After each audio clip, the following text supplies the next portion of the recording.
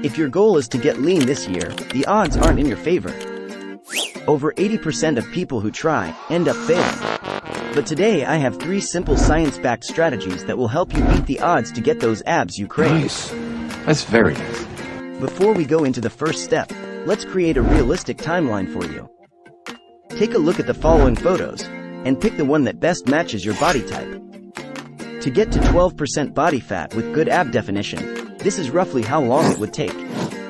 And to get a little less lean, around 15%, this is how long it will take on average to get down to this level.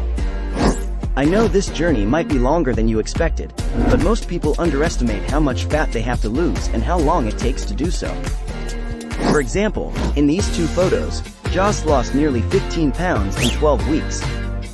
But he also followed the plan I'm about to share with you almost perfectly, which just isn't realistic for most people. So be prepared for it to take longer than expected, but with persistent effort and trust in the process, you will succeed and get those abs you desire. Your diet is without a doubt what's going to drive most of your results, and it does this by forcing your body to use fat for energy. This process is achieved by maintaining a calorie deficit, where your daily calorie intake is lower than what your body requires. To determine the appropriate calorie deficit for your body, I've left a link for a free calorie calculator in the description.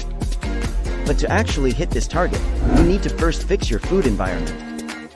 If you can't seem to say no to snacks or sugary treats, you should set yourself up for success by throwing away your trigger foods or by placing your high-calorie snacks and treats in hard-to-reach places. This also applies to healthy snacks like nuts and granola. Anything you can easily overeat should be out of sight or hard to access. But after fixing your food environment, what food should you actually include in your diet? Let's begin with the most powerful food for fat loss, protein. By providing your body with enough protein, you're protecting your muscles from being burned off for energy during the diet. This forces your body to burn off more of your fat instead.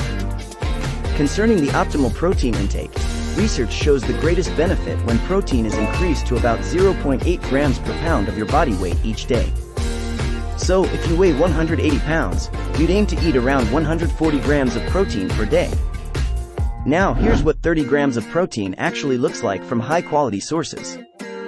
Select one of these options to include with each of your meals, and you'll likely meet your daily protein goal. Alongside protein, several other foods can significantly contribute to fat loss. In 1995, a group of researchers assessed 38 different foods, ranking them based on their ability to keep individuals feeling full after a meal. Potatoes, oats, whole grains, lean proteins, apples, and oranges received high rankings, signifying their nutritional value. While heavily processed foods like white rice, cereal, chips, candies, and pastries all scored poorly. My recommendation is to prioritize consuming 80% of your meals with these wholesome, satiating foods, while also including lots of vegetables in your diet, as they offer a sense of fullness with fewer calories. And then 20% of the time, allow yourself to eat treats and more processed foods that won't fill you up as much, but will help you avoid an overly restrictive mindset.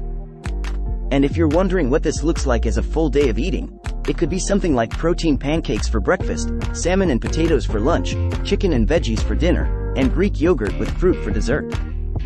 All of this adds up to just 2,100 calories. So we've got your diet covered, but what are the best exercises to help you get leaner?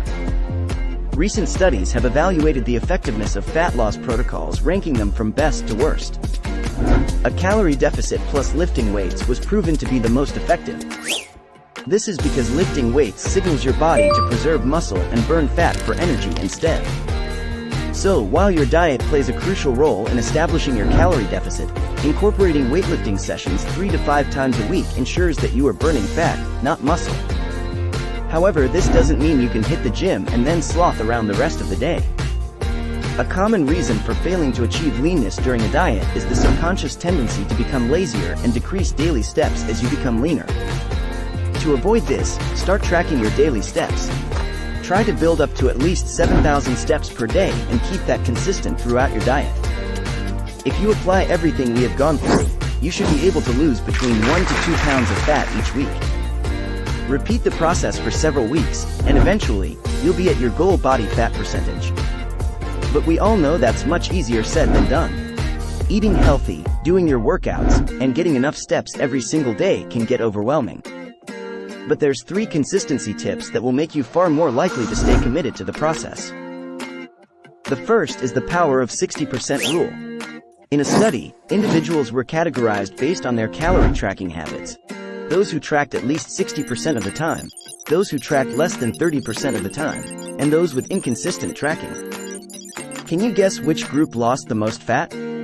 Yeah, the 60% group. So instead of aiming for perfection, just aim to hit your goals at least 60% of the time. Well, that sounds good. And if you look at this on a weekly basis, that's just 4 or 5 days out of the week. Only once that becomes easy should you then aim for more. Now, turning to the second consistency hack, imagine going on a road trip across the country. What would happen if you tried to do the drive all in one go? Well, you might start off strong, but eventually, you'd burn out and run out of gas. The same principle applies to dieting. As much as we want to get to the end destination as quickly as possible, we need to take breaks every so often to recharge. In the fitness world, this is known as diet breaks. It's a week or 2 where you increase your calorie intake to around 500 calories more than when you were dieting. Although it's not a free pass to eat whatever you want, it provides greater flexibility with your food choices and can help you recharge both mentally and physically.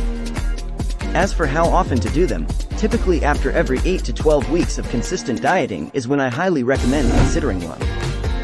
Now, the last consistency hack is targeting your belly fat. Most people, if they do not see fat loss in their belly, will assume it's not working and they quit. However, the body tends to prioritize fat loss in specific areas first. Initially, you may notice reductions in fat around your chest, shoulders, arms, back, and even your face. It's only after shedding sufficient fat from these regions that your body will gradually work its way down to the upper stomach area, and eventually, target the lower belly fat. Unfortunately, there's no way to specifically target these areas. The real secret is just sticking to the process. Here's an example from Jesse, who stuck to his plan for a year. Notice how there's not much difference in his belly in the first 3 months, but from month 8, you can really start to see some big changes in his belly. Now, this wasn't from him changing anything. It was from him simply trusting the process and sticking to the plan. If you enjoyed the video, be sure to like and subscribe, and I look forward to seeing you in the next one.